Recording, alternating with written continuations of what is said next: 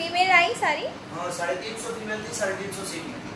350 seats थी, नहीं 300 seats थी और 350 फीमेल्स आई थी, तो जेंट्स के लिए कहीं भी सीट ही नहीं थी बैठने के लिए। सो बहुत ही अच्छी न्यूज़ है हमारे लिए और आप सबके लिए भी कि हमारे इंडस्ट्री में, हमारी भोजपुरी फिल्मों के लिए अभी औरतें भी देखने जा रही हैं और हम कोशिश कर रहे हैं कि ज़्यादा से ज़्यादा फीमेल्स भी देखें।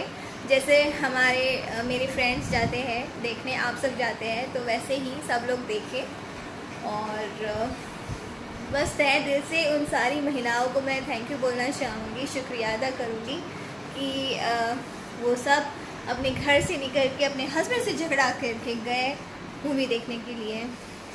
और ज़रूर जाइएगा और हमारी गुड़िया को आशीर्वाद दीजिए और वो अपनी लाइफ में बहुत आगे बढ़े। और उसकी फर्स्ट और आखिरी फिल्म है ये, तो आप सबको भी देखना बहुत ज़रूरी है कि खेसारी लाल की बेटी कैसी है। उनके भी बाप है एक्चुअल में।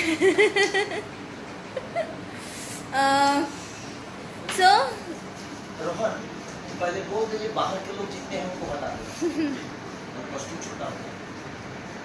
सर को बोल दो।